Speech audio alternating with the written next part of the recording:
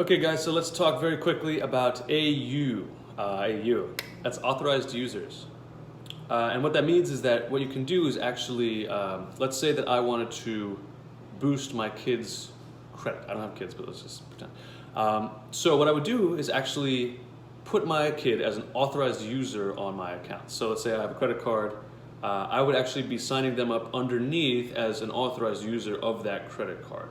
So what that does is actually give them that same boost to their credit score that if you have this credit card, having it and maintaining it would give to you. Now that benefit's also given to your kid. So as I grow my credit, the kid's credit comes up too at the same time.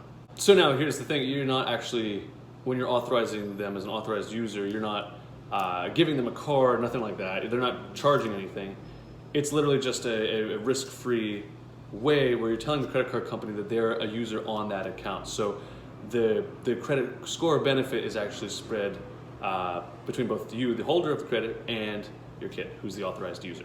So this is great for your kids who are set as authorized users because when they're grown up, now they'll have amazing, knocking out of the park credit score 720, 800, and they'll easily be able to get great rates on things, get business loans. So if they want to start their own business, like an entrepreneurial thing, it shouldn't be hard for them at all. So it's a great thing to do for your kids or for people that you know.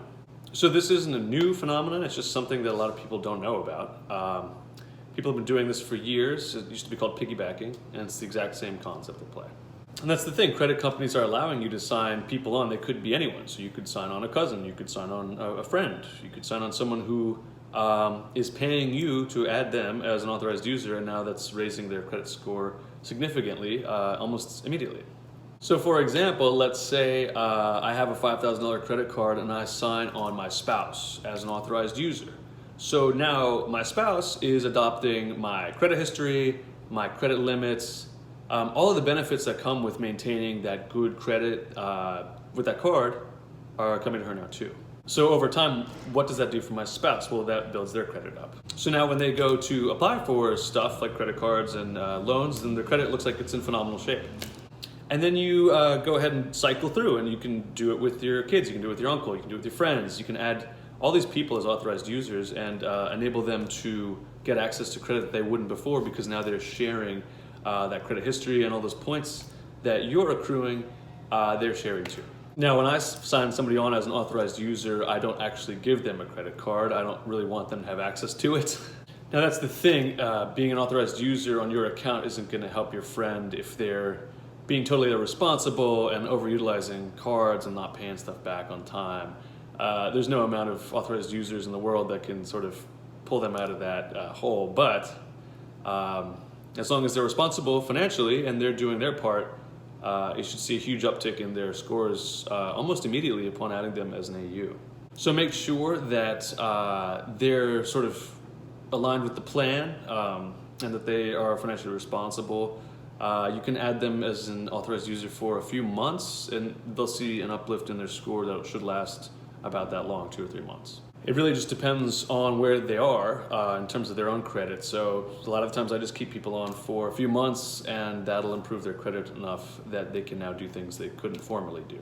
Like get a credit card, get a loan, you get the idea. So you could be adding a whole family to your cards as authorized users. All you do is call your credit card company, ask them for recommendations, and that's it. So there are some differences in requirements for each card individually, so you'll have to call them and find out. For example, some card companies will not let you add anyone under a specific age, so there may be a 3-year-old tier. You're not allowed to add a baby as your authorized user.